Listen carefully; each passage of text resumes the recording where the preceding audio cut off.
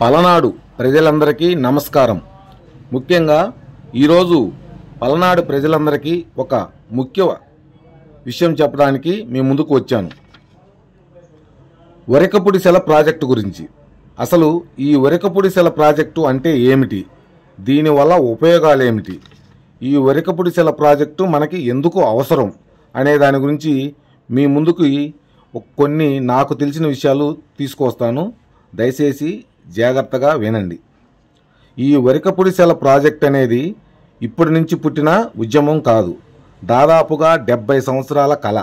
అంటే 7 దశాబ్దాల నుంచి ఈ వరికపుడిసెల కోసం పల్నాటి ప్రజలు పోరాటం చేస్తూనే ఉన్నారు.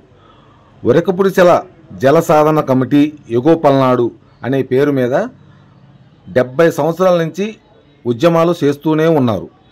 ముఖ్యంగా ఈ వరికపుడిసెల ప్రాజెక్టు ఎగువ పల్నాడు ప్రజలకి చాలా చాలా అవసరం. వరికపుడిసెల ప్రాజెక్టుకు గతంలో దమ్మర్లగొంది అనే పేరు ఉండేది. ఈ వరికపుడిసెల ప్రాజెక్టు కట్టాలనే ఆలోచన నాగార్జున సాగర్ డ్యాం కట్టడానికి ముందు కోస్లా కమిటీ అనే ఇంజనీర్ల బృందం ఈ ప్రాంతానికి వచ్చి సర్వే చేసి ఒక రిపోర్ట్ ఇచ్చారు. ఆ రిపోర్ట్లో ఏముందంటే, సాగర్ జలాశయం వలన వాతావరణంలో మార్పులు సంభవించి చుట్టుపక్కల వర్షపాతం తగ్గుతుంది. దాని వలన భూగర్భ జలాలు కూడా తగ్గుతాయి. సాగర్ జలాశయంలో దాదాపు 52 గ్రామాలు, చిన్న చిన్న తండాలు మునిగిపోవటానికి వీలుంటుంది. కాబట్టి వీళ్ళంతా ఇల్లు పొలాలు అన్నీ వదిలి ఎగువ పల్నాడు మరియు పరిసర ప్రాంతాలకు వెళ్ళవలసి వస్తుంది. సాగర్ కుడికాలం నీళ్లు ఎగువ పల్నాడు ప్రాంతాలైన వెల్దుర్తి, దుర్గి, బొల్లాపల్లి, పుల్లల చెరువు మండలాలకు వెళ్ళవు.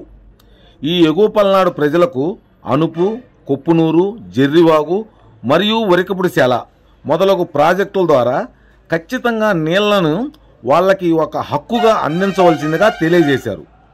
ఆ తరువాత సాగర్ నిర్మాణం ప్రారంభించడం మరియు పూర్తి చేయడం జరిగింది. కానీ ఎగువ పల్నాడుకు చేయవలసిన ఈ ప్రాజెక్టులు మొదలే పెట్టలేదు. 1972 సంవత్సరంలో కొన్ని రైతు ఉద్యమాలు జరిగాయి. ఆ ఉద్యమాల ఫలితంగా ఈ వరికపుడిసెల ప్రాజెక్టు కొరకు కొన్ని సర్వేలు చేయడం జరిగింది. 1993 సంవత్సరంలో నక్సల్స్ ప్రోత్సాహంతో కొన్ని ఉద్యమాలు జరిగాయి. ఆ ఉద్యమాల ఫలితంగా 1996 సంవత్సరంలో నారా చంద్రబాబు నాయుడు గారు మరియు 2008 సంవత్సరంలో వైఎస్ రాజశేఖర రెడ్డి గారు శంకుస్థాపన చేశారు. కానీ అటవీ శాఖ అనుమతులు లేని కారణంగా 2 సార్లు కూడా పనులు ప్రారంభం కాలేదు. 2017 నుండి నేటి వరకు ప్రజల ఉద్యమాలు జరుగుతూనే ఉన్నాయి. ఈ ఉద్యమాల ఫలితంగా వరికపుడిసెలకు ప్రధాన అడ్డంకి అయిన అటవీ శాఖ అనుమతులను స్టేజీ 1 వైఎస్ఆర్సీపీ ఎంపీగా ఉన్న లావు శ్రీకృష్ణదేవరాయలు గారు కృషి వలన సాధించుకోగలిగాం. అలాగే ఇంకా స్టేజీ 2 సాధించుకోవాల్సి ఉన్నది. 2023 నవంబర్ 15న వైఎస్ జగన్మోహన్ రెడ్డి గారు శంకుస్థాపన చేశారు.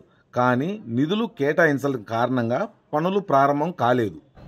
అసలు ఈ వరికపుడిసెల ప్రాజెక్టు ఎంతవరకు విస్తరణ ఉంటుందంటే, జిల్లాల వారీగా 2 జిల్లాలు, పల్నాడు జిల్లా, ప్రకాశం జిల్లా, నియోజకవర్గాలుగా మాచర్ల, వినుకొండ, గురజాల, ఎర్రగొండపాలెం, మండలాలుగా చూస్తే వెల్దుర్తి, దుర్గి, కారంపొడి, మాచర్ల, గురజాల, బొల్లాపల్లి, పుల్లల చెరువు.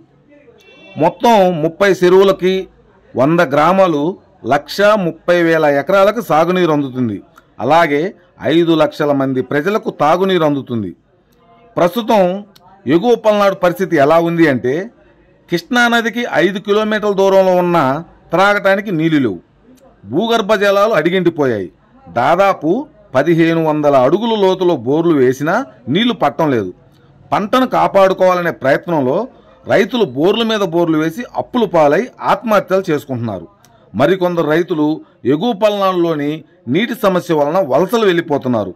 ఈ పరిస్థితి ఇలాగనే కొనసాగితే మరికొద్ది సంవత్సరాల్లోనే ఈ ఎగువ పల్నాడు ఎడారిగా మారే పెను ప్రమాదం పొంచి ఉంది.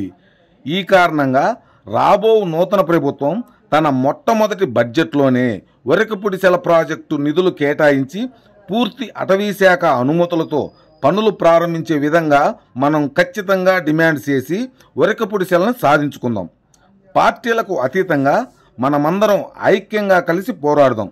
ఈ పోరాటంలో రైతులు, యువకులు, ఉద్యోగ ఉపాధ్యాయులు, కార్మికులు మరియు అన్ని ప్రజా సంఘాల నాయకులు, కార్యకర్తలు కలిసి నడుస్తారని, ఈ పోరాటంలో భాగస్వాములై విజయాన్ని సాధించే వరకు విశ్రమించరాదని పల్నాడు ప్రజలందరికీ తెలియజేసుకుంటున్నాము. ఇట్లు ఒరకపుడిసెల జలసాధన సమితి, ఎగో పల్నాడు. ధన్యవాదాలు.